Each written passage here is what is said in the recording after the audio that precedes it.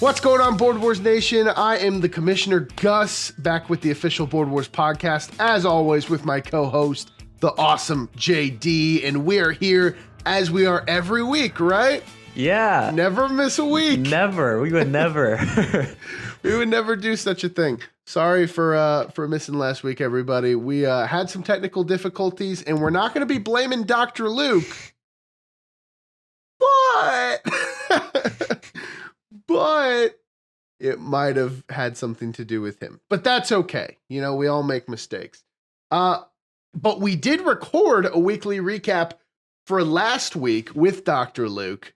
So, I mean, before we get into the weekly recap this week, I only think it's fair that, you know, we show what that footage was like last week when Dr. Luke did get his win and we got a chance for an exclusive interview.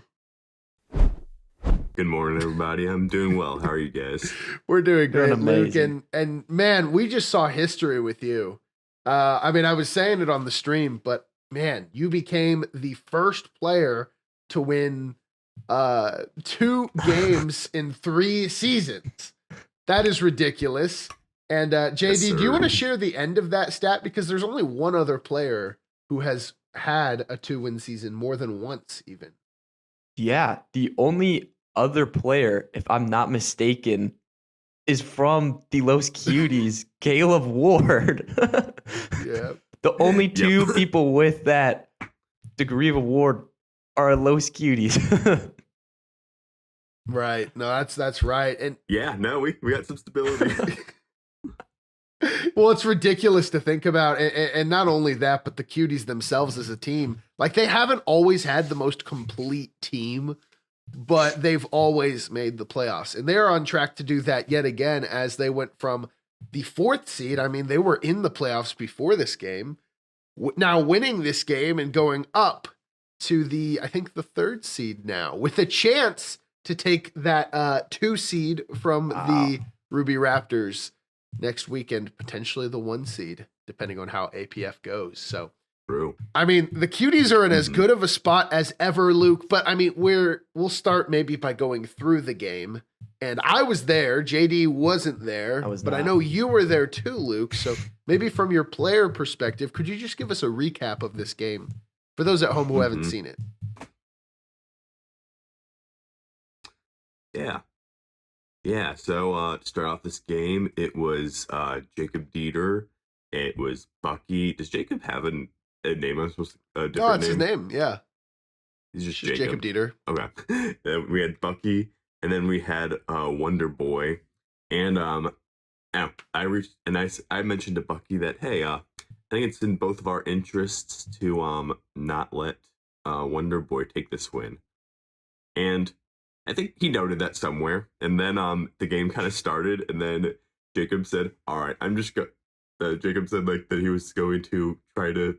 I don't know. He wasn't trying to make. I know he was just kind of like trying to be goofy in this game, and that came with a lot of attacking me. And I think I didn't check, but I think in the first 7 or 8 turns, I don't think anybody attacked like walked like attack rolled against anybody that wasn't me until like turn 7 or 8 when Bucky turned around and started going after Jacob a little bit.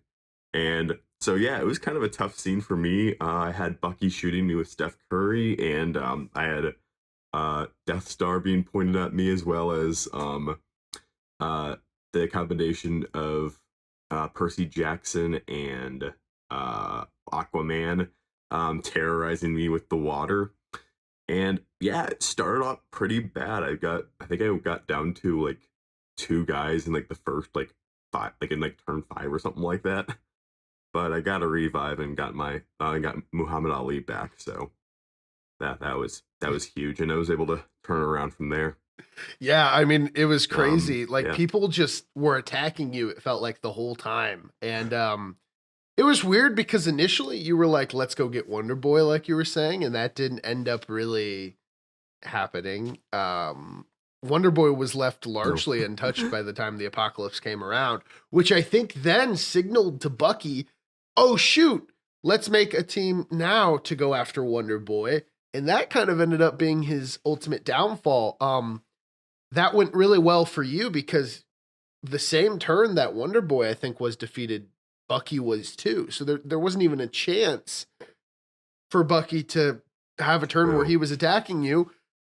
Pair that with the fact that Steph Curry on Bucky's team, the guy in the best position with the space gem in the apocalypse, which is just crucial in Five Nights at Freddy's, might I add, got taken by Pibble. Oh, no. Like, that's ridiculous. And I understand, like, Wonder Boy maybe just did that to, like, pad his stats, but, like, man, that really changed the outcome of this game, because if you keep playing against Steph Curry, I mean, he definitely outlasts you if he has the space gem. So, I mean, I got a few thoughts. I think it was kind of weird how Jacob Dieter kept poking you, and it seemed like we reignited a little bit of a Llamas Cuties rivalry, which I can't say I'm surprised, but I guess, JD, as someone who is a former Llama, what do you think about that? You know, I mean, so obviously I didn't watch the game, but I mean, it sounds like he was poking some fun at Luke. I think there has maybe been a little bit some Llama and Cutie beef, I guess you could say, in the last 2 seasons. Now, Jacob Dieter wasn't a part of the Llamas until this year. I don't know what the beef is between this season, so I couldn't speak to that. But, well, I mean, we thought the beef was over. We thought it was over with Luke. I didn't know there was beef. After I left, maybe I don't know. Maybe who was he playing with though? Maybe if he was Kyle was helping out Johnny. There was some previous Llamas. Giving some input. It's possible. Maybe it's possible. It's possible. But it was just interesting. I think their culture is just anti-cutie. I guess, and that is. It used to be like a very fresh rivalry. Now it feels a little mean. It feels a little upsided.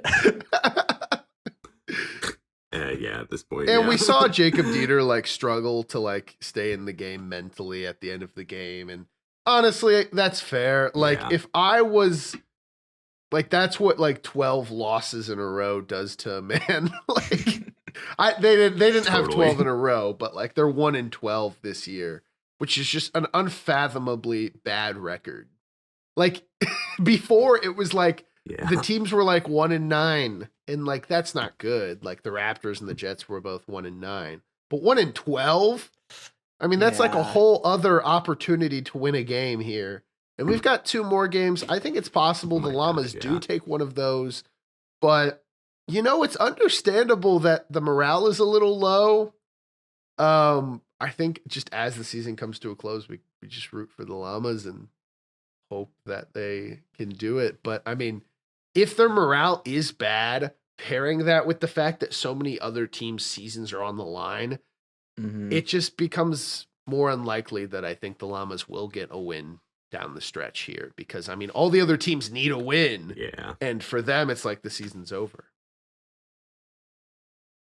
Yeah, without any urgency, it's hard to really, find that extra strength or find that new move to make. You need a little bit of gumption in order to something to fight for in order to get those wins. For sure, which in Board Wars matters a lot, right? I mean, when you get down the stretch, it could be like 11 o'clock, and you're like, all right, we're chugging along. Let's see how long we can take this, and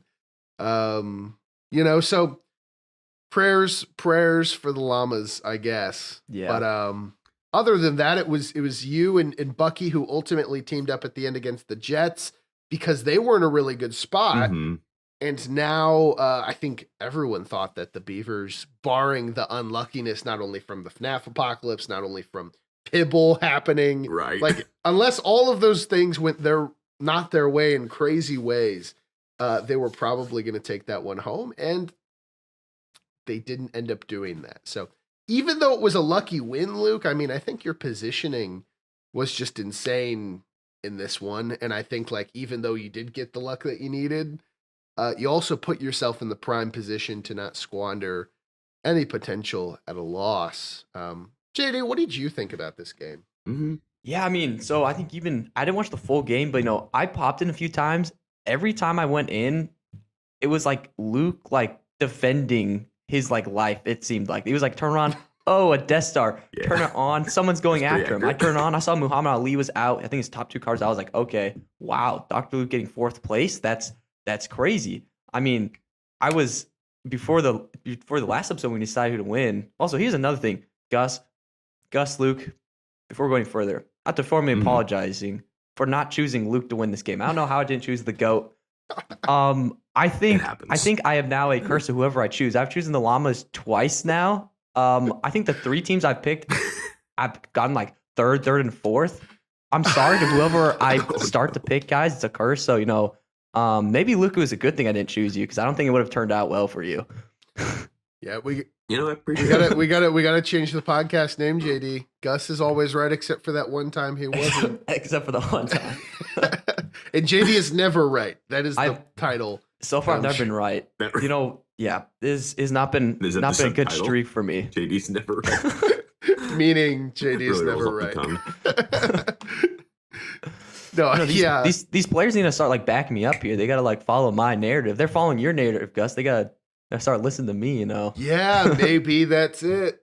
I guess. Like, I don't know. Well, I said, didn't I kind of take this game to a T? Actually, I think I said like it'll come down to an end game, and I trust Dr. Luke at the end game. Yeah, you kind of because you were like, I think it's gonna be Bucky and him because you were like Jacob Dieter is gonna like fall off, and you're like you said Wonder Boy's gonna take out first. Yeah, you kind of nailed that one. I did not. Shoot, the only thing that you weren't right with was Wonder Boy going out first, and I mean, other than that, you're right on everything pretty specifically. I mean, the same thing happened with because what were the games I got right? I think I got Enigma's game right. Then I got Brent, and you got. Then I was wrong. Game did you get wrong? Sigazale. I said Sigazale was going to win, and who won that game instead? B-Squeeze. B-Squeeze won. Yeah, yes. Great game at B-Squeeze. Gotcha. Breeze triumphed over both of us because you picked Max. I did. Tragic. Max. I think we picked the third and fourth team. Yeah, that's unfortunate. And here Max squandered the wild robot too. Like, yeah. And that one's hard. I mean, I think anybody with a mind would have picked Max with the wild robot. Yeah, the wild robot is so incredible. The wild robot got taken like first turn, I think. He got he did. He immediately got bombed. Really? Yeah. It was Sigazale. Oh my god. Sigazale was just going after Max the whole game. Yeah. Except Sigazale actually he finished the job. Luke was able to stay in. But Luke, I was watching, kind of learning about the game, and in your past game, it seems like those wins have been a little bit closer. Now there's still wins, but it seems like maybe a little more difficult for you. From season 1 to season 3, has the competition changed for you, or is it still just as easy as it was season 1? Like, has anything changed for you? Oh yeah, no, it's definitely harder. Yeah, I think there's just more there's just more players that are really good, and even all the players that stuck around from previous seasons, they've all gotten really good, and there's just there's just no easy wins here in the league anymore. And I'm not to be disrespectful, because I think the guys that I used to think were a little bit easier in previous years, they've gotten really good and have put together some amazing games. And now it's you're going to war with everybody on the board, and I think that's one of the biggest differences. I think also the politics have changed a little bit. I think and I'm not sure what you guys had you guys wanted to talk about, but I had a couple interesting takeaways about politics from this game, and I'm curious to see if I've noticed a couple trends that I think are interesting, and I'm curious to see if those hold up. Go for him. I mean, I want to hear them. I would love to hear from Dr. Luke. If the goat's uttering, for sure, mysteries and prophecy, then I want to. No, that's fair. And I can only speak from really my experience. I've been involved in, I think, 13 games over the past season, so this is pretty much just from that sample size. But I've noticed over the past few games, people are less willing to work with me, which is probably good for them, to an extent. I think I realized that people were not really. I reached out a lot. If you watched the stream, I was asking if anybody was willing to work with me a lot, and I think people were right to not listen to me every time. And I think that it would have been good whichever team um ended up taking me up on that first was going to be the team that puts themselves in the best position. I think that's part of the reason why Bucky played such a great game. He was really politically flexible. Mm. He started off good with Jacob Dieter, which makes total sense, and he did not commit to anything with me until like the very end, and because of some generational bad luck that didn't age well. But I think that that political flexibility really gave him an edge over the other two. I've also noticed during my past couple of games, I've lost five. Three of them were due to like big team ups. Two of those were in the playoffs when my team already had a win, so they just couldn't let. So the politics were just never going to be in my favor. And the other one was the slushy goober team up against me and Ryan, and we haven't seen a team up quite that happen that way again. So I think, but the other two games I've lost, it was one of my allies or somebody that I worked with a little bit. I think that if you're going to I think that like the political meta should be flexibility, able to work with anybody, even me, because we've seen because people have beaten me by doing that, and that's kind of the only viable that's kind of the only way I've lost other than having the entire board against me. So I really think that I don't know. I think that the new political meta should be some flexibility, and I'm curious to see how that happens. If that I'm curious to see if other people have that same takeaway. No, I mean I agree with you. I think like sometimes teams go in and like especially as we're getting down to the playoffs, like, oh, I need this team to lose. So I'm just gonna naturally align myself Right. with this team. But like the situation should be fluid.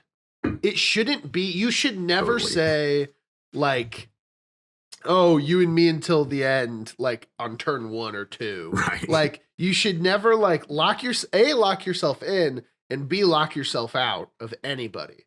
There should be a moment where Yeah, that's like well said. I'm gonna align with this guy for this part of the game, and then when our interests stop kind of coinciding, then I'm gonna start doing this and putting yourself in that box. I think we've seen result in kind of a downfall of a lot of people. Sigazale went all Totally. out to take Max out of that game. And even though Sigazale had built up at that time better than Buiz did, because of the damage he suffered and how Buiz kind of hopped on him and took advantage of that overextension from Sigazale, we saw him get removed from the game. We saw a similar thing from Piano Man, and the Dragons are just becoming kind of our case studies for why that is a bad idea. But like, I think you're right, Luke. And I think even though people have kind of ganged up on the best guy early, which I think we saw again with you, there can be means taken to play a defensive game and a political game. Because you were in a similar situation to Max, other than I think, the attack from Sigazale on Max was less successful than the attack from Jacob Dieter onto you. But even still, I mean, all of your cards died at one point in time in that game. I mean, you have like 6 deaths at least. I think 7 actually on the stats that you're gonna suffer. Oh, really? Well, because I think you got a revive and you got a Yeah. summon. Oh, I did get a summon. Seven Oh, man, yeah. So I think like that's gonna be 7 crazy. deaths on the stat sheet, and then it's like, wow, Oh, man. what are we like? Like, how did Luke win this game? But I think there were moves that you made in your game, like politically and defensively, that Max say could have made in his game with Sigazale, that really gave you the edge over maybe a less experienced player like Max. And I think some of that, Luke, is you have been the top dog for so long, you are really good at handling that kind of attention. Whereas a new superstar like Max or Piano Man really has to learn what being on top is like. No, that's totally fair. I mean, that look back at like season 1. I think I played a bunch of games with like I was the game right after the Cuties had won a game, and I lost a lot of the I like my season 1 record was 2-3, and every loss was after one of those. Like, yeah, like I don't know, people started paying a little bit more attention to me whenever I would play, and then yeah, I lost three times in a row in that situation. It's really difficult. I mean, Board Wars is incredibly difficult to be good at, I think. And I know, especially when eyes are on you, that's a whole other skill in itself. I think Drew's the only person who just right out the bat handled that well. Yeah, it's true. And I also want to say, like you said, that season 1 was actually easier than season 2 and season 3. Like, I think your take is, if I'm correct, like it's gotten progressively harder. But statistically, the evidence doesn't show that. The stats actually show that season 1 was your worst season in terms of win percentage because you were 2 and 3. True. So you won less than 50% of your games, which season 2, that wasn't the case. You won 80% of your games season 2. And season 3, you've now won 66% of your games. So it's like, I think that might actually be why, is learning how to succeed even when you're on top. And that's a very rare skill that I think will in the future determine which superstars stay superstars and which of them kind of have their phases where they progress and regress. Because I think some of them might coincide with how they're viewed, and some of them might be able to stay on top regardless. Yeah. No, you go ahead, Luke. You'll see. Go ahead. I was gonna say it's a very intriguing thing to talk about because we're talking about Luke kind of staying on top. And you kind of see with every other player that's just not the case. You go back to Alex. He had this MVP season, and a little bit. He still won a game second season, but a little more of a drop off. Slushy, you kind of this season you see a little bit drop off. Me, I won MVP last year. You see a drop off, and then now even with like Piano Man after winning 2, Max after winning 2. A little bit of fall off that next game. Other than Goober, you kind of see Luke is really the only one to be able to stay on top, which I think kind of makes his case for the GOAT, even if there wasn't the 8 wins on top of that. So I think it's an insane feat to have because no one else has been able to stay on top. Well, I think that 2 win in a season stat really encapsulates that.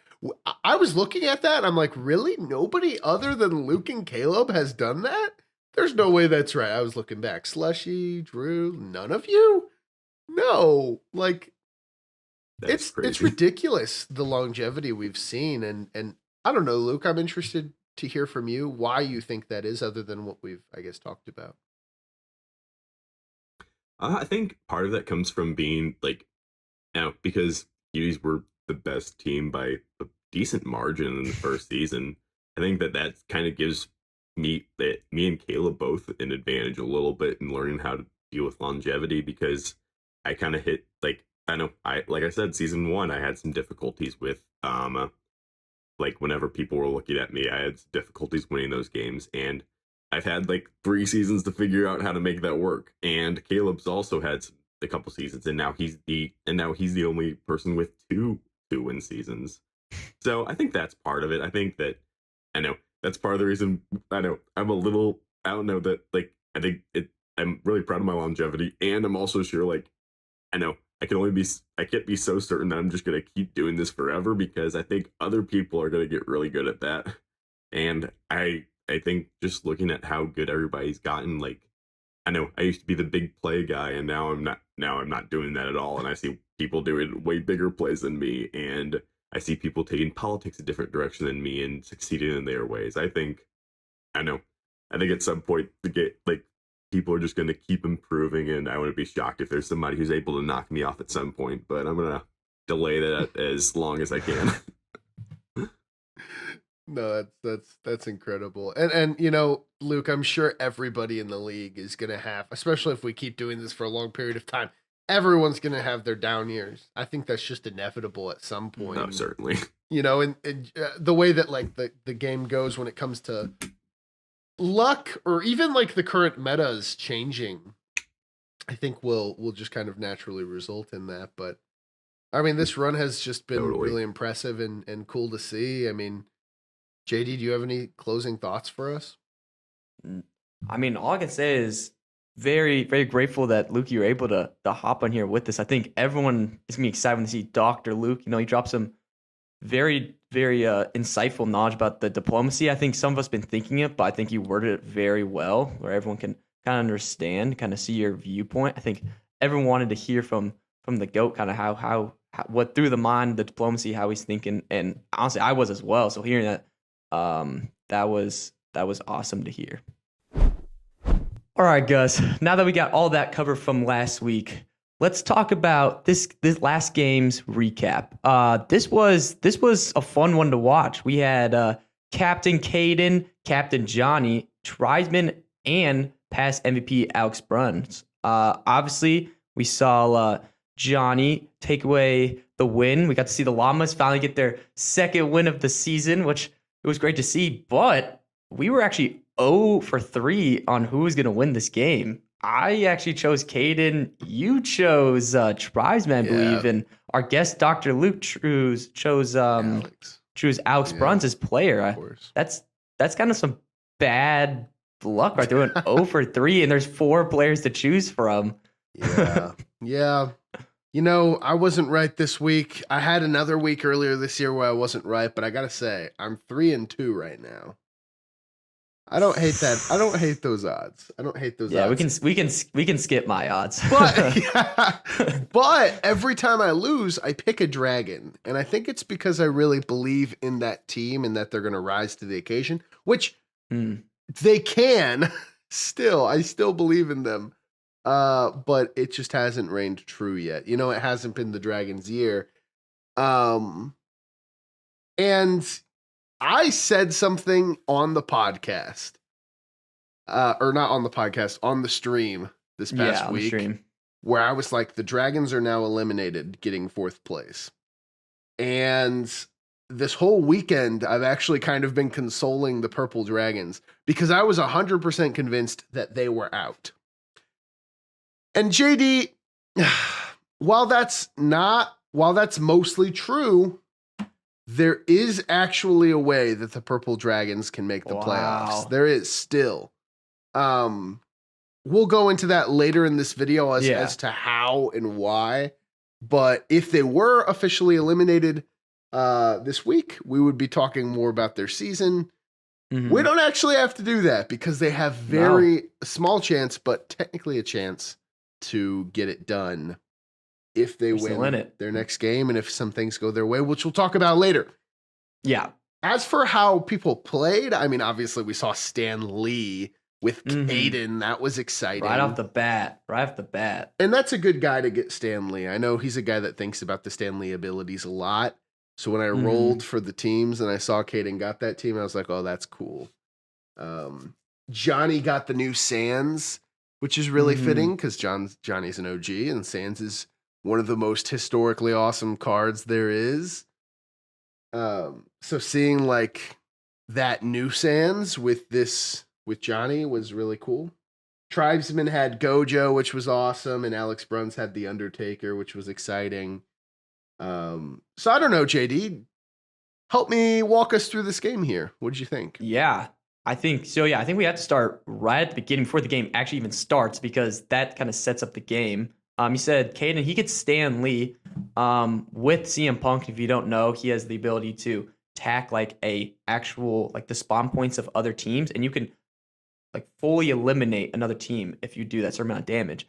So Caden quickly sees out CM Punk, and he decides to choose Smile and Wave, gives him 4 guys, and along with that, he gives them all 20 to 4th attack. So, and with TARDIS and his spawn, so he immediately already has the ability to go wipe out a team. Unfortunately, the Raptors assume that since they're on turn 1, that they can immediately go over and attack a team. So they say this, I'm sure other teams would have seen this, but they say this out publicly that they're going to do it.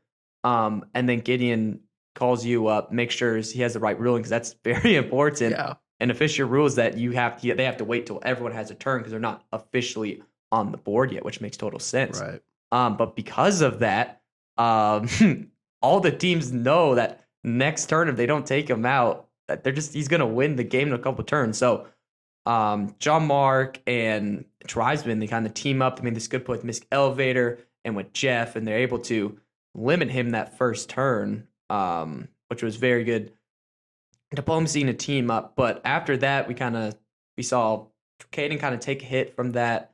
And then we also kind of saw quickly Tribesman was kind of getting chipped at. You were there, Gus. You explain that a little more. Yeah, Tribesman, after he kind of led the charge against Stan Lee, we saw these guys, and then Tribesman used Jeff the Landshark to suck him up, put him in the middle, which He actually didn't need to do. I was talking to Tribesman after the game. Like, he could have just used the Gojo Blue and done that, and he could have saved his Jeff the Landshark, which would have been nice for later in the game when he, got trapped by something, which we'll get into in a minute. But yeah, he led the charge against Caden, stomping out that ending threat, which made sense. I mean, Tribesman was under the impression that he needed to win this game, which, would have been really great if he did. And after he kind of led the charge against Caden, Tribesman kind of was teaming with Johnny for a little bit. They were sharing the same corner with Dragon Quest. And I say this all the time, but people don't listen. You can't let somebody get full control of Dragon Quest. You just can't. If you share a corner, like Buizquiz did the same thing and he won like 2 weeks ago. Sigazale let Buizquiz run Dragon Quest for most of the time. And you gotta contest Dragon Quest. People haven't been doing that. Johnny built up really well because he had kind of uncontested Dragon Quest and Tribesman didn't really care to contest it. Big mistake. And then he was being chipped away at by Alex Bruns. Now, Alex Bruns, the MVP, who at this point is super unk, right? He's not he's not in his prime. This is not prime Alex Bruns here. He hardly knows what's going on in the game. He doesn't know all of this new stuff. I mean, he's a veteran, right? Yeah. So he's past his prime, but even Alex Bruns, who doesn't know anything about the current game, recognizes almost immediately that he is a guy invincible who can't die unless he's the last person alive on his team. He immediately traps Gojo from Tribesman into the Grand Arena, and those rules are you can't leave until one of you is dead from combat. So then that was a death sentence to Gojo, completely. So he saved up. He got his purple eventually, which is really powerful, but he couldn't use it. He could only use it on himself, and it was okay, that's tough. So him having Jeff the Landshark would have really helped in that scenario, but that didn't really work. And before we knew it, Tribesman was out of the game. Yeah, it was pretty quickly. It was pretty fast. I mean, you gave what we were just talking about a minute ago. You kind of gave them kind of talk about asked how the season went, stuff like that, because we assumed they were officially out. And that's how it went. I'm sure that's how he felt. But, as we talked about earlier, maybe there's some things that, could put him back in there. But, I mean, yeah, moving on. After he was out, Apocalypse was flipped. You had Cthulhu. Honestly, my personal favorite. I feel like it's just it's kind of iconic, just like Apocalypse for Board Wars. That gets flipped, and you now have, Caden's still in it. Johnny still has full team. Alex Bruns. They're in an interesting position because Alex Bruns, he has the Mystery Machine. He has little guys in it with Undertaker, and I think the little guys had did they have the Iron Sword? I think Alex set them up with the sword at some point. Yeah. I was really wanting something because I love the little guys are so fun. When you give them a sword, I was like, they're exciting. The funniest things when you get a little guys and they kill like a diamond. That's just the funniest thing. But anyways, they had them through their fighting against the Apocalypse. Guys, you have a little more detail about that end game? Yeah, I mean, it was Cthulhu, and it was drawn out. I mean, Johnny made a blunder pretty early on where he left a lot of his guys in Cthulhu range. But he had Jolene Cujo who can allocate her stats. Because of that, he was incredibly fast and he had a great attack. And as long as he didn't get attacked back, he was kind of golden. Now, he kind of needed Caden to take out the Undertaker, which was his main threat, because he can pick somebody to queue. And then before that person gets attacked, it could be himself. He attacks the person if he wants to. But so he couldn't go attack Undertaker because Undertaker might have the thing on himself. He would attack Jolene, and because she's expending defense to get those stat increases, she would have, she was cooked. He had Dragon Quest with Jolene too, so there was a point where she was attacking 20 to the third. by like, expending, like stretching ourselves out to get attack. And speed, and it was great she's great for the end game, especially for a diamond. Meanwhile, Alex had Invincible, who was really durable, and Undertaker, who was really durable, and Caden was just trying to get through them. Caden was trying to get a revive. He lost Stan Lee, but then he ended up going down to Hades Town with who was it? One of his characters. I think it was his diamond. And I was like, man, if this is because, you have to flip whether it's heads or tails for the revive. So he got back and then he got it right. And I was like, oh my gosh. Caden. And at that moment, Caden could re-pick what he wanted Stanley to be. Oh, he got to repick? He got to repick. And he chose not to. But I was thinking to myself, if he picked Bill Cipher right now, he wins. If he picks like one of those, like he wins the game. He didn't do that. He didn't see it. I gave him an opportunity to pick, and he was just like, I'm going to go back to the Penguins. Which is a good option, but it's not in an end game what you got to pick, right? So that was a little hard to watch. But then he got into combat with Alex. He ended up wiping him from the game. And then most of his team got wiped out by Cthulhu, and it was so close to getting his whole team. And in fact, his team died mostly from something. I think it was only the one that can only be directly attacked survived. And it was that one Penguin Stanley with like 80 health, but really good attack versus Jolene Cujo. And then he used the Ancient Flute to end the apocalypse. So it was a 1v1. Yeah, it was a 1v1 at the end of the game with only like this sliver of the board left. And it was, they were just duking it out. Because Jolene had so much mobility, I mean, it just wasn't a contest. She could just run away, run back, attack, run away, run. And, that was kind of it for Johnny. That sounds, I missed that last part. That is a fun game. Yeah. Does that put Johnny at 4 career wins? It does. Yeah. He's 4-8 now in his career. Almost same record as Caleb Ward, 4-7. Wow. That's a solid. I mean, we didn't talk about him too much about Lexi, but I mean, with the 4th win, not many people have 4 right there. I think we got to start talking about my past captain a little bit more with those 4. Absolutely. He became the 3rd player to have more than 1 2-win season. Oh my gosh. That's what's exciting. We were just talking about that. We were just talking about that. And he did it. And, that makes him, it's Dr. Luke who has 3 2-win seasons. That's insane. And then Caleb with 2, and then Johnny with 2. Wow. And I think it's interesting, like all the years that the Llamas are bad, Johnny steps up. Johnny's been good. Yeah. And all the years that like he doesn't need to step up in that way as a player, he really invests into being a captain, and then the Llamas are just really good. So I think it's interesting to see how that's gone. And even though the Llamas haven't had a great year, I mean, I think Johnny has really established himself as that top guy. And I think going into next season, now the Llamas have a little bit of swagger, a little bit of momentum, I think they do. It's actually huge. It is. I think it was just a down year for them. I think John Mark, I think talk about him enough. I think he's, as you said, when you need to be a player, he's a player. When you need to be a captain, he's a captain. So legend. Yeah, he's a legend. He's done amazing works for the league.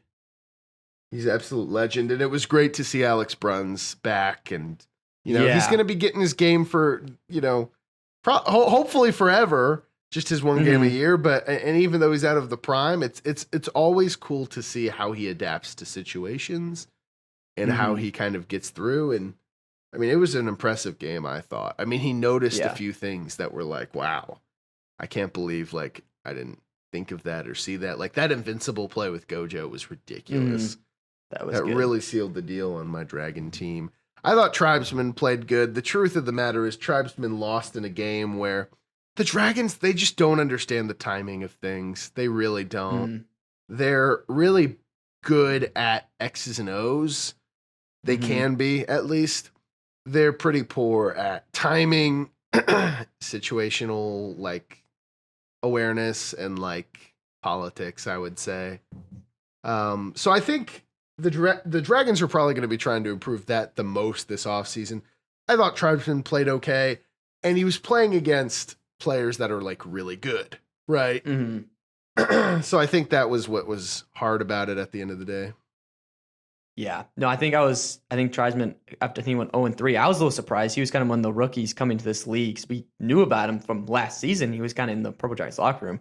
So I was kind of expecting him to win. I don't think it was like disappointing as he didn't get a win, but him like playing, I don't think we were disappointed at all. More like we know like the potential he had. Like, and he was talking about it. Like he's always in that locker room making those plays. But I think, like you said, even playing against them, they're always making those big plays. They always catch Astro Bears off guard. But I think those end games where they got to make those diplomacy and all of that, I think that's where if they work on that, they'll be almost impossible to Because beat. Tribesman is so great with the strategy.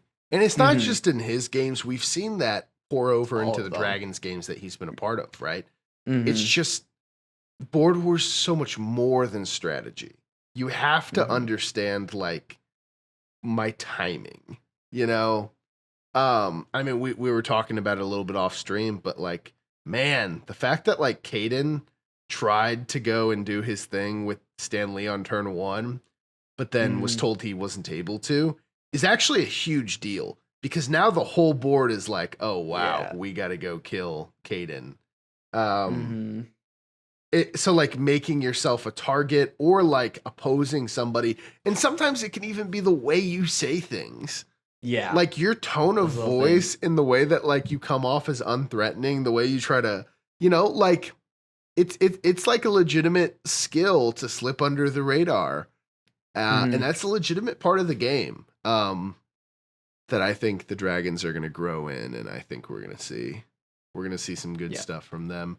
Maybe even this season, because again, it's not over. Yeah. It's not over for them. They're still in it. Technically not over. And I thought it was also a great game for the Raptors and Caden. No, yeah. I think even without the win, I think they showed that if they do make the playoffs, which they have a very high chance of doing so, that they are a team to watch out for, that they have a great group of guys, great minds right there. And also I think we're talking about, I think they have those big plays, but I think what makes them a little better than the Dragons at the moment is their diplomacy. They are very good at talking to other teams and kind of getting on everyone's good side, because I mean they're such a lovable team, and you know they're when they give you your word, they're gonna give you your word. So very respectful. I think that's one of the reasons they've been able to do so well in these past games. Because even Caden, we almost saw like Enigma, he was down, he was able to revive someone in Hades Town because they let him live, and almost it was the same thing here. He could have, if he picked Bill Cipher's ability, probably would have won the game right there, but that's because he was able to stay in a little bit longer after getting hit early in that game. Oh, for sure. After that initial win that they had with Enigma, where he broke the kill and the damage record, that started what we've kind of coined as the Red Hot Ruby Raptors, right? They've won 1, 2, 3, 4 since then, right? Yeah, I believe so. 1, 2, 3, 4. Yep, because Timothy, right? Yeah, 1, 2, 3, 4. The thing about it is, there's one game in that stretch where they've gotten third place. Other than that, they've gotten 3 second places as well. So that means like in the last 8 games, they've gotten second or first 7 times. But yeah, no, I mean, the Raptors are just insane with what they've been doing. It's been very impressive. And as we'll see soon, I mean, they've got pretty good odds to make the playoffs this year. They do. We get Very high odds. Guess we can just transition to that segment. All right, Gus. For our next segment, we're going to revisit these new and changing playoff odds, because now that we went down to 3 more games, and with the last 2 games, it's changed a little bit. So we're going to talk about that. And along with that, we actually have not just, what our opinions are and like what just looking at, we have real data, real numbers that actually back up what we're saying on this podcast. Gus, you want to talk about that? Yeah. No, we have cold, hard data. So let me start by saying this. Because the way that Board Wars is, the complexities of how our ranking system works, it's very easy to overlook possibilities or probabilities. For instance, I thought the Dragons were eliminated with their loss this past week, and I was wrong. I didn't know I was wrong until I did this. But I did this, what I'm about to explain, because in the community, we really needed some cold, hard data to know exactly who made the playoffs, and we needed to be mistake proof because it's a big deal, right? Who's in the playoffs? Who Very is big deal. Very huge deal. So I don't want to get to the end of the season and be like, oh, shoot, who made it? And maybe I overlooked something. And then people are like, hey, I should have been in the playoffs. That would have been awful. Yeah. So what we did is we used an artificial intelligence algorithm that we developed to learn how many different possibilities and run simulations to see exactly how many different possibilities there are for the remainder of the season. And out of all of those different possibilities, how many of those each team makes the playoffs. Because we have that data, we know exactly what the probability is that every single team will make it. Now, somebody said something to me. I think it was, I was talking to John, and I kind of told him to wait for the podcast to come out, Mr. Java. He was like, I thought you hated AI. I hate AI when it comes to art and replacing jobs. I don't hate AI when it comes to statistics. I think that's like the actual only ethical way you can use AI actually is statistics, data, because there's no way I could simulate myself all of these different possibilities and I would know something like this. And by the way, this took like an entire day to figure out. This took like a long render Thank you, Gus. to happen. It was like, well, I wasn't doing it. I was just waiting. But because the simulation took that long. But we have 13,824 different possibilities. And where that number actually comes from is there are 24 possible outcomes per game. Okay. And because of that, 24 times 24 times 24, 24 to the third power is 13,824. So we know if everybody places in whatever order all of those different outcomes potentially, and out of those outcomes, how many of those each team makes it. So starting with what everyone knows is last place, what we thought to be 0 is the Purple Dragons, who out of 13,824 possible outcomes make the playoffs 456 of those 13,000. That is roughly 3.3%. You tell me there's a chance, Gus. You tell me there's a chance. There is a chance. 3% might seem like a lot, maybe, especially considering we thought it was 0. It's not. You would need, that's like if I were to roll a D100 and I'm like, okay, you need a 98, 99, or a 100. Like, yeah, that's really hard odds. But it's not over. No. It's not over. We also know a few things from these simulations.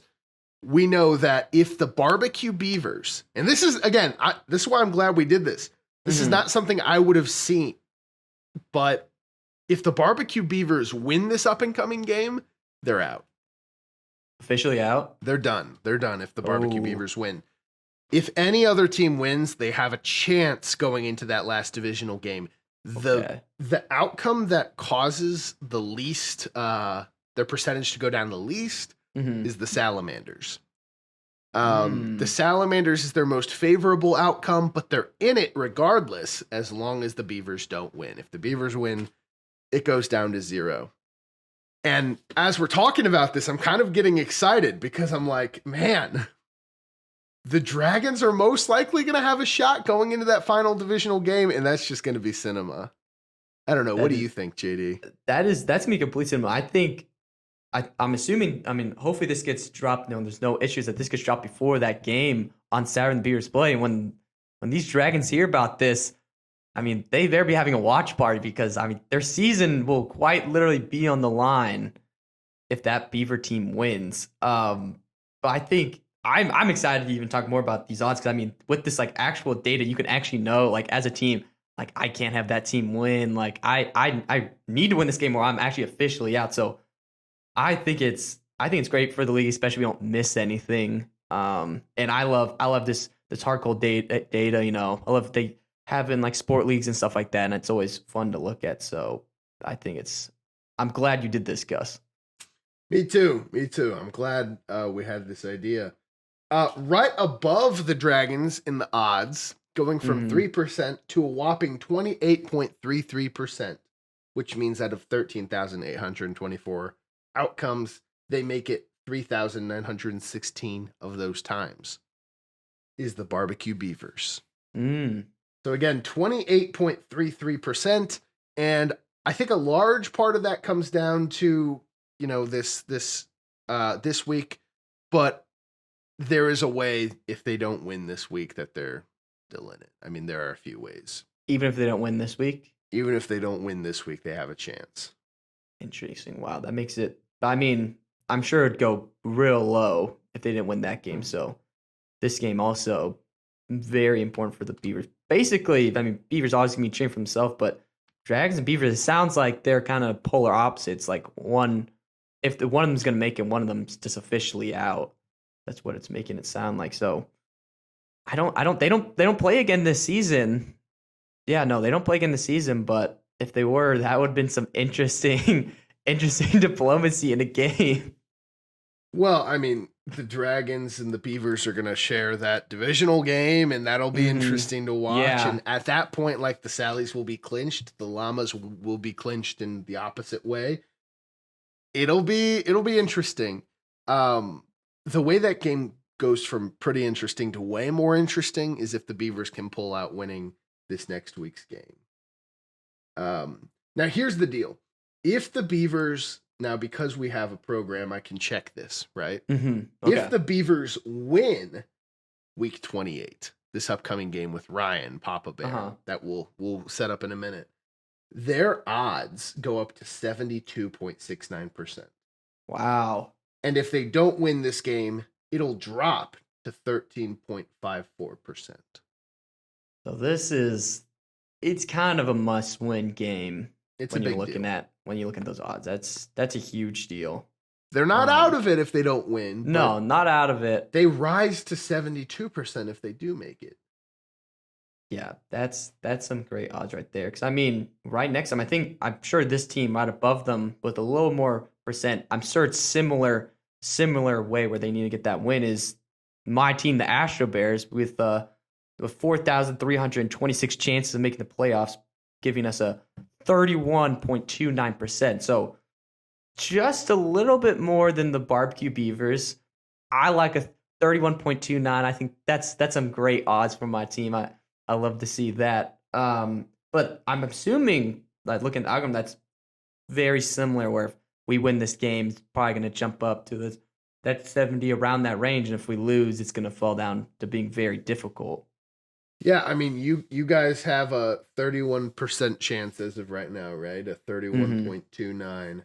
4,326 out of the 13,824 outcomes. The Astro Bears. Now, here's the deal. Same answer as the Beavers, but this game isn't actually as crucial. Whereas the Beavers, we see them winning rise to 72%. If they lose, they fall to 13%. You guys, if you win, you only rise to 57%. Oh, interesting. And if you lose, you only fall to 22%. So your divisional game actually matters a lot more for your success. Yeah. Your APF and your head-to-head is gonna matter a lot more than the Beavers would, which I think makes sense because you're competing with more of your divisional opponents. Mhm. whereas the Beavers are more trying to get that wild card spot against Yeah. cross-divisional people. Very interesting. I didn't expect that. I guess that makes sense with the head-to-head and the APF that there would be a difference like that. I mean, I'm sure you want to win anyway, but Oh like, yeah, I mean, as the Astro Bears, we want to win either of those games, but that's that last one of the interesting. season is still the most important. Now, I will say, rising up to a 57%, even though it's not as high as the 72 that the Beavers had, that Mhm. means you're more likely than not to make it. Mhm. So, I mean, that's huge. That would be massive. That would be massive. It would be massive. And right above you guys is the Jelly Jets, Mm. who currently have a 55.25%. 7,638 of the 13,824 outcomes. The Jelly Jets make the playoffs. So they are the main team that people are knocking on the door of. Mhm. Which is very interesting. They also have positive head-to-head records against most people in the league. Oh, There's one team that they don't have a positive head-to-head record against, and that is the Cuties. interesting. The only team in the league? The only team in the league Wow. that they don't have, I guess that they have a negative record against. Yeah. They're tied with some people. Whereas you guys, I mean, you guys have a positive record against some people. If you win this upcoming game against the Raptors, I mean, you're going to have a positive record against them, which is huge. Mhm. You guys have a negative record against the Jets and a negative record against the Sallies. Mm. I don't know if we want to go into head-to-head data right now or if we want to do that next segment but I mean, it kind of matters for the playoffs. It does really matter. I think it depends. I think that could be almost an own segment. That's a lot. I think that's a lot to talk about there. Especially if we go into the net. If we went into a new segment, it would be about 2 divisional games left. So I think that's when it would really matter. Oh, for sure. And it's also crazy that those divisional games happen the same weekend. Yeah. We're going to have a Sun divisional game and a Moon divisional game back-to-back nights. Oh my gosh. It's going to be an insane weekend. I'm looking forward to that week. That's gonna be so fun. Like everyone, because even I'm gonna be back in town that week because I'm coming back. I got spring break, so this next week, these next 2 weekends, I'm gonna be back in town. I'm gonna be around a lot of the league. I think is majority, a lot of them are in St. Louis, not all of them, but I mean, I'll be around them. I'll be hearing the talk about it. Teams will be getting together for that weekend, so I'm stoked for it. It's gonna be a lot of fun.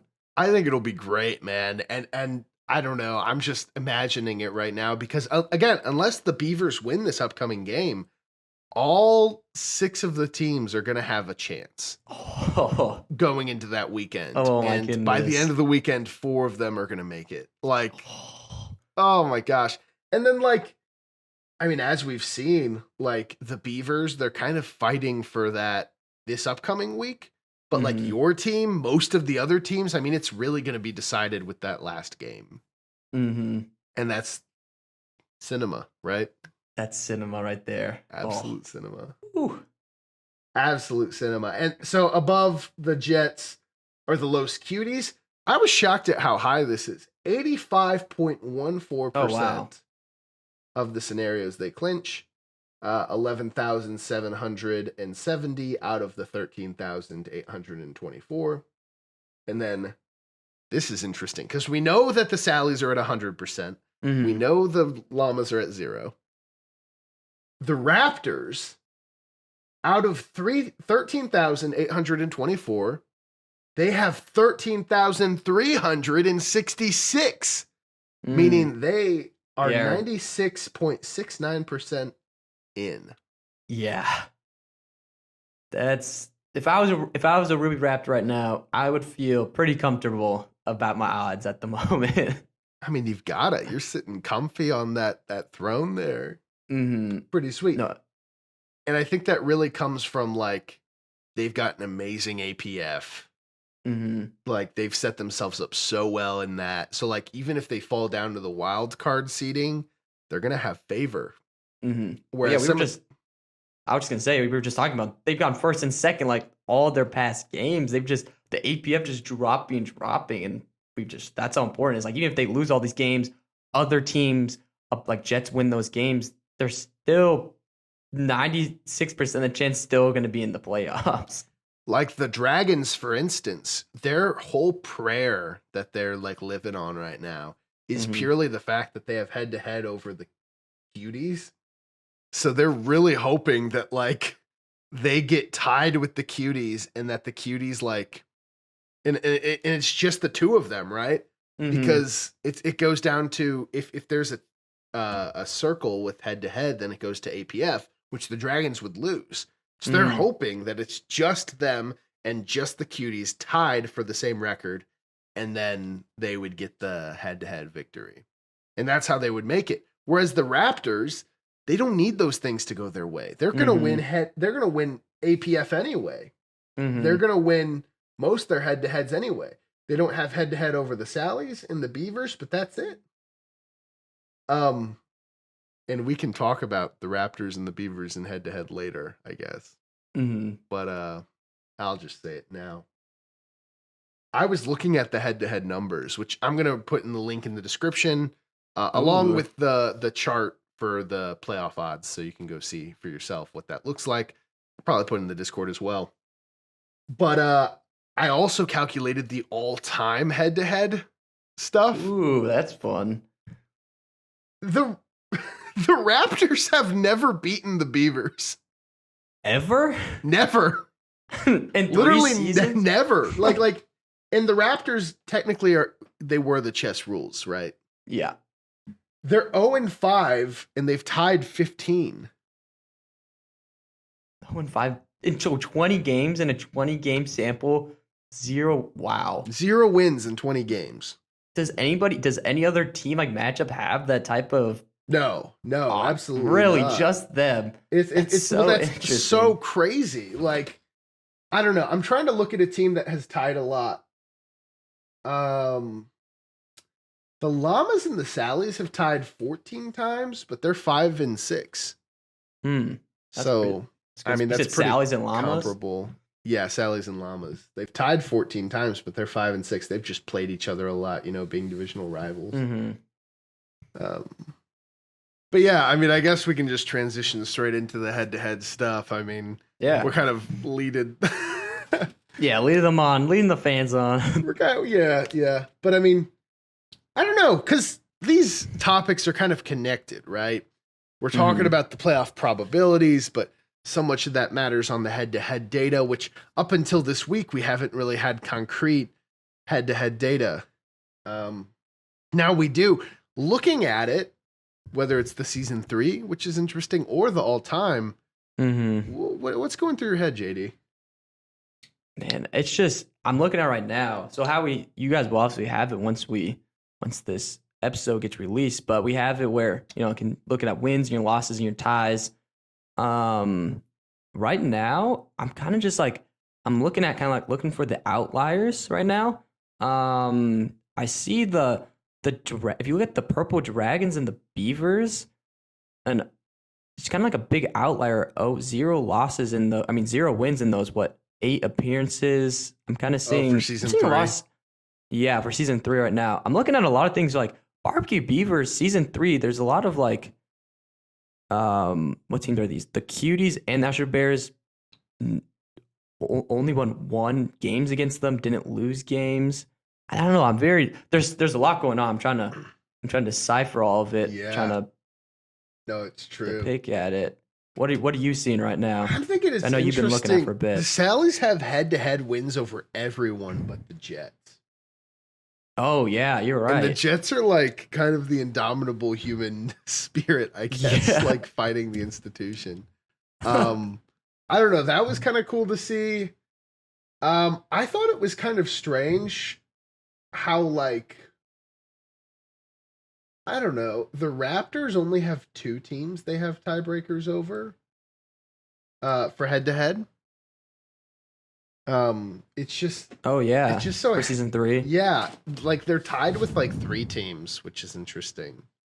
Well, look if you go to all time for them, they don't have tiebreakers all time over any teams. They're tied with 2. Yeah.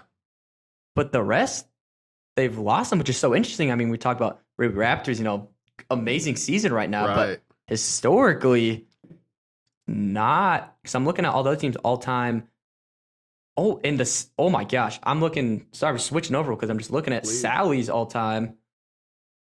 They don't have a Sally's losing all-time- record against anybody. Don't have a no. Just they have a tied with the Purple Dragons. Shout out to Purple Dragons. Going toe to toe with them, but that's dominance. The that only Ruby team they Raptors don't not have any. a winning over is the Purple Dragons. That's funny. Yeah, That's funny. And they're that kind of is- at odds with each other.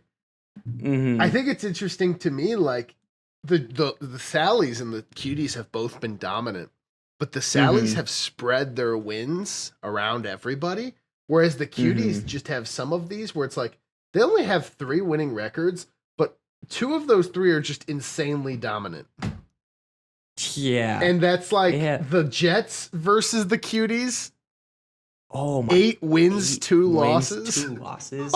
Oh my goodness. Brutal. 9 ties, of course. Yeah. The Beavers, 9 wins, 3 losses. The Cuties just sun the Beavers and the Jets constantly. Wow. And then I was thinking the Mama Llamas is interesting.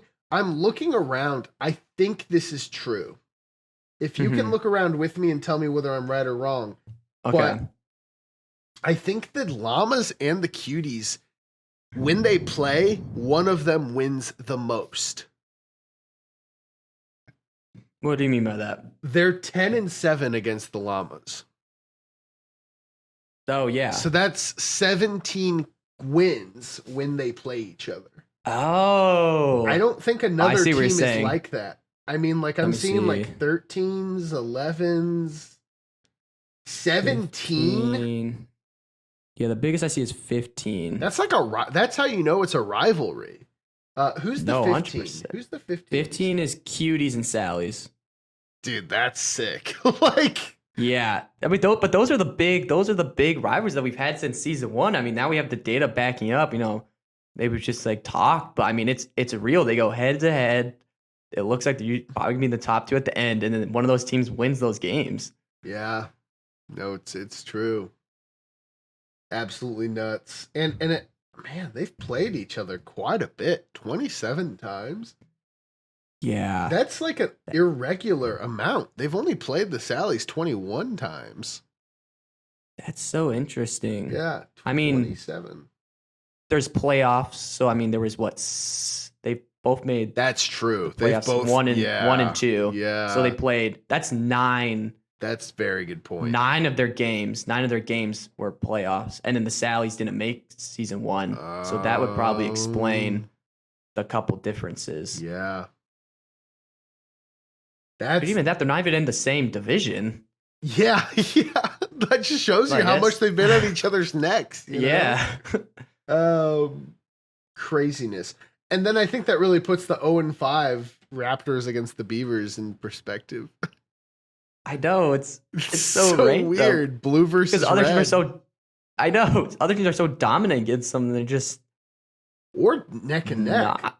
Like Yeah. the Bears and the Raptors are completely tied. The Bears and the Cuties are completely tied. The Cuties and the Raptors are completely tied. The Dragons and the Cuties.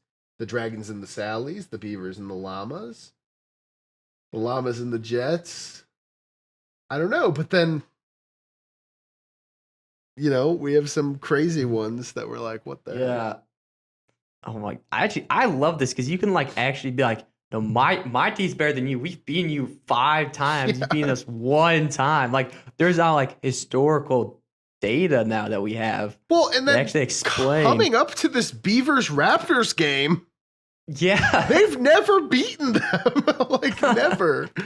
That storyline is so much crazier now. I don't know, for the first time ever, the Ruby Raptors defeat that. I mean, yeah, that's history right there. It's genuine history. And who else is being played? The Bears versus the Beavers? That's an interesting thing. The Beavers have never beat the Bears. Interesting. So if and the Bears have never beaten the Sallies as well. There's like a circle of history that could happen. So if the Bears have never beaten the Sallies, Oh, that means the Sallies are going to win. That's what that means. Whoa, whoa, whoa, whoa, whoa. Well, if the Bears have never beaten the Sallies, and the Uh-huh. Beavers have never beaten the Bears, Oh, you're saying and to keep the it. Raptors have never beaten the Beavers, there's a loop Oh, I of. see what you're saying. But then the Sallies have beaten everybody. So the Sallies have to win. They have to basically. win. So Tennessee Turtle Man, you're up next, man. Don't break the history. This rich history that we have. Which we can get into in a minute, but it's so interesting looking at these things. And I think I mean, if you want, JD, we can transition into that weekly setup, and we can use some of the data we've got from our algorithm to see what the stakes are for all the teams. Yeah, I think that'd be great. All right, moving on, as we were just talking about, we have our game setup, and now with our data, we can kind of give what really needs to happen for these teams. But the matchup that we have this Saturday, we have from the Sallies, Tennessee Turtle Man making his appearance. Ryan Jarvis from the Beavers, his first time this season. That's gonna be exciting. Yeah. Papa Bear from my team getting his third game in. Happy to see that. And then lastly, but definitely not least, Timothy Wright coming off his win, his tie or his win with Indiana Jones. So what a matchup, first of all, and then also the implications for this game. I mean, we've been talking about like this entire episode, kind of like hinting at it, like if this team wins, this is gonna happen. This team is gonna happen. But now that we're officially talking about it, Gus, what are we thinking here? I mean, it's an exciting matchup, JD. I mean, all these players have won a game other than Tennessee Turtle Man, but Tennessee Turtle Man also is going to be with Gideon for the first time. So that's going to be exciting. I think it's the first time. There might have been another time, but I'm pretty sure it's the first.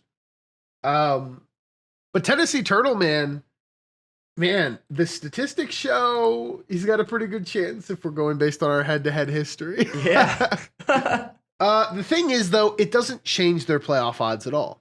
They're 100% likely to make it. And because of that, it's going to be hard for me to pick a team that is clinched to make it over a team who is, let's say, like the Beavers, who is going all out.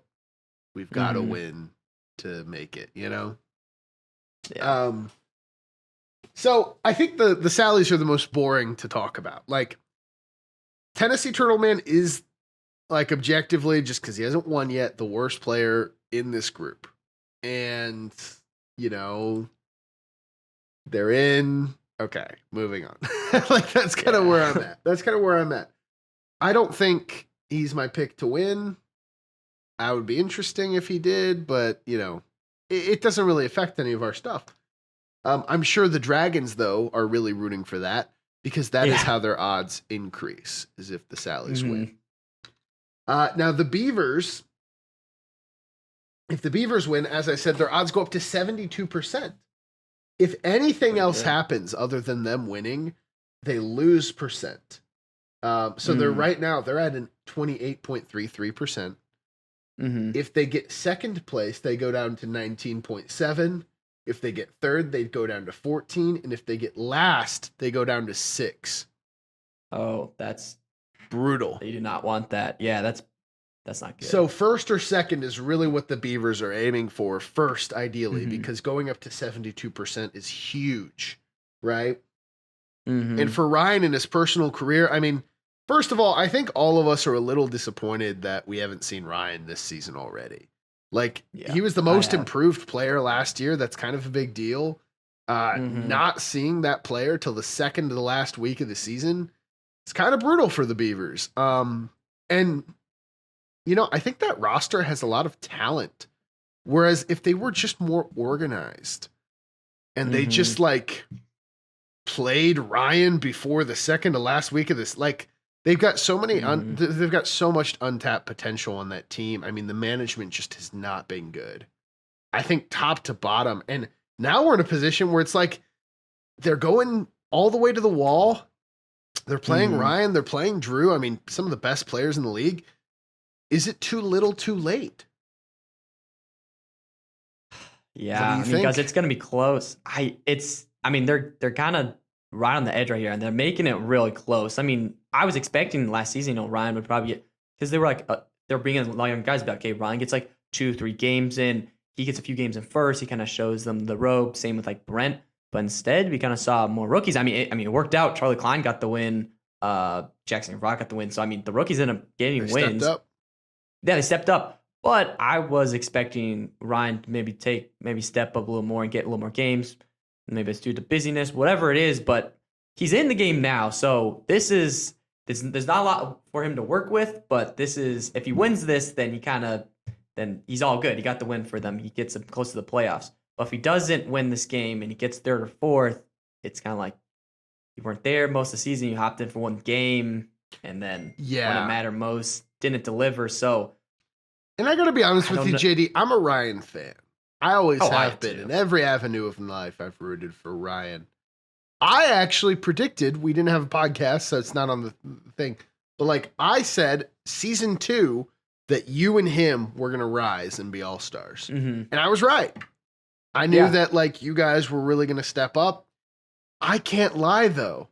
Ryan is not the type of player to take a year hiatus and in the biggest game of the season really rise to the occasion. Like, I love Ryan. I would love to see the Beavers in the playoffs. I think that would be awesome. Mm-hmm. I can't see it happening right now. I'm not inspired by the decisions that the Beavers have made. I just can't be. I don't know. I can't pick them to be my winner this week personally, because I'm like, I don't know. Man, because let's see the last time Ryan has played a game. Okay. Yeah, I think it's very interesting. I mean, even with I'm thinking you also have to factor. I mean, Drew, I'm assuming will be there. I think that Ryan Drew combo. I mean, I think it's good. January 10th, 2024. Last time he played. 2025. 2025. Yeah. January. That was the last time he played. Yeah, January 10th. January 10th. That's over a year Dude, ago. it's been over a year. It's been over a year. And you and I both know how much the league has improved. Mm-hmm. Dude, I don't know if he's going to be able to come in and get it done. I hope he does. That would be awesome. 72% to make the playoffs would be cool. I don't see it at all. I don't know. I believe, I guess, but I don't see. The Bears, on the other hand, so now here's their situation. They're at 31% right now. They go up to 57. First place, 57. Second place, they go down to 25, which is still decent. Yeah. Third place, 22.9, and fourth place, 19. So again, getting fourth for the Bears isn't going to hurt them nearly as much as it will the Beavers. Papa Bear, he's hot, man. He is. 1-1 on the season so far. Going into a game against people who are either not the best or like not the most experienced, he's probably going to be the main guy. And I think he's got a pretty good shot at getting it done. I really do. I think Papa Bear's an incredible player. So I feel pretty good about that. What do you think? I mean, yeah. I mean, I would have to fully agree with you there. I mean, obviously he's my player, so I mean, I'm be only talking good about him. But I mean, really, there is only good to talk about. We've seen 2 games from him. First game, stats look great. He played a great game. It was first game, so I think diplomacy, how the game was playing, was very interesting. He didn't take away the one thing. Python won that game. But then second game, he kind of came in, waited his time for the perfect time to make his play with those Sanctum Sanctorum, and then kind of just wiped through everyone in one turn. So I think we've seen a lot of potential from him. I love the guy. He's I know he loves playing the game. He's a competitor, so I think he's just excited for the game. I was texting him a little bit. But I mean, yeah, I would have to agree with you. I think looking on paper, I think maybe he's the bigger name. I think Ryan Jogs, I know he hasn't played a bit. I'm interested to see practice games. Has he stayed up with the evolution of it? Because there's something that's changed. Diplomacy has changed. Yeah. I think even action clock's a lot more stricter now. There's so many different tiles. Even sometimes a little buildies, like if he has the same card, it's going to be different because some things have changed. So I think that might be difficult. I think with his team next to him, if he gets a practice game, gets the rust off earlier this season, I'd recommend that, Ryan, if you're watching this, or the Beavers get to get into a practice game before, because there's some new things. I would say that for anybody playing, that, you're always good to get a game in before to look at some new things. Tennis tournament, I agree with that.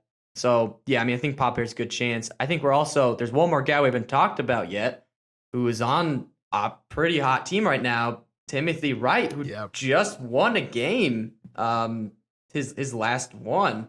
So I think that is also, he's going to have a good chance. If he has that team around him, we've seen with his game, and then we even saw with like Noah Grand, really great game, and then obviously Straw, Enigma, Caden, they keep on putting up great performances, taking them to the top too, like we were just saying. And I think they're also in a good position because they have a very high chance of making the playoffs. The game looks like it's going to be more between the Beavers and the Bears. And it looks like maybe the Sallies don't need the win at all. The Raptors would be nice to get that win on top, but it's not needed. So I think they're also in a pretty good spot. What do you think? The Raptors are in a great spot. Tim is a good player. Mm-hmm. Here's the thing, JD. If they get fourth place, they're at 96% right now. If they get fourth place, they only go down to 89.8. Yeah. Yeah. So. If they get third, they go down. If they get third, they go up. Oh, okay. So if they get third, they go up to 96.93%. And if they get first or second in this week's game, they clinch. Oh, wow. That's crazy. First or second. Wow. So, Raps, if you're watching this, really no stress in this game. Go play your game. Go play you've been playing, because if you play you've been playing the past like 10 games, you're clinching. They're clinching. And I got to say, in my playoff predictions, I did predict the Raptors to make it. Just want to You did. slide that in there. I also predicted the Dragons, so. Yeah. Which is possible. It's still, they could all still happen. Maybe. But yeah, no, there's a very good chance this week that we see either the Dragons eliminated with the Beaver win, or we see the Raptors clinch, or we see, it is just going to set up that crazy divisional weekend in a huge way. And I'm so excited for next week's divisional weekend. And I think this is just going to be a precursor that is going to set up some of the storylines and the stakes for that. And getting to see players like Papa Bear, Ryan, Mr. Turtleman, and Tim go at it. That game is going to be chaos. That game is going to be nuts. It's gonna be fun. It's always fun playing with Tennis Turtleman. It's honestly one of my favorite players to be in a game with. I had a game with them. I've heard him on stream. He's always entertaining. He's a lovable guy. So having him in there, Pop Bear's awesome. Ryan's gonna be fun just to see him play a game, and then Tim's also fun to play with. Those I think it's just gonna be an entertaining game for the stream, but also maybe a little stressful for the Dragons, a little stressful for the Beavers and the Bears. Kind of need the win. Maybe not too much for the Sallies and the Raptors, but for the rest of the league, for everyone else, it's gonna be entertaining and stressful, I think. It's sure to be cinema. And I really want to pick Papa Bear, but like you said, I have to go last because I've been on a hot streak recently. Yeah. Are you going to take that from me, JD? Here's the thing. I think in different circumstances, maybe, but I'm the captain of the Asher Bears. I believe in my players. I have to go with Papa Bear. I don't think there's ever a world where I can't go with Papa Bear. Have you considered that he might have better odds of winning if I pick him than if you do? That might be true, but I feel like for myself, I feel like you have to have the confidence that your player's going to win. I feel like you have to on the podcast, when you're like, oh no, who did you pick? Yeah. I got to be able to say, nah, Dan, I picked you. I can't be like, I picked a different player to win. Where's the confidence in my players? Now, would it be smart if I let you pick them? Maybe. If you're taking Dan, I was saying it earlier. I don't know how I feel about this. I really don't. I've got to pick Ryan. the Beavers are going at it. They're going after it. Drew, Ryan. I mean, it's set up too perfectly. 72% if they win. Mm-hmm. I don't know. I don't know if you can take a year off and win with this high of stakes. I don't know. It's gonna be difficult. I don't really feel earlier, great about that. But I, you know what? But I'm picking you for, if you're watching this, I'm picking you for a reason, Ryan. And that's because I believe in you, mister. Listen, go out there and prove me wrong. Well, I guess prove me right. Prove me right. Jeez, man. I don't know. I don't know how I feel about that, but you know what? That's the first ever pick you've been a little. I don't Not know. 100% I sure. really think Papa Bear's winning. Like I don't know. I do. I don't know. It's the situation doesn't line up for me in the other ways, and we'll see. We'll see how Ryan does. I believe in you, mister. Let's go. Let's win this game. So, I mean, hey, it's my cousin versus your player. Yeah. And you know what? Fair is fair. Fair is fair. I love it. It's gonna be good. But that's going to be it for us this week. The official Daily Board Wars podcast, weekly Board Wars, sub-weekly, whatever we can, Board Wars podcast. No, Yeah. we're going to be consistent, you guys. And thanks for watching every week. And as always, you get the final word, JD. What are we saying? Final word. All right. Boars Nation, tune in for this game. Tune in for next weekend. We're about to have a doubleheader. These games are probably going to be the most exciting games of this season. Keep getting better and better. True. And I hope you guys have a great week.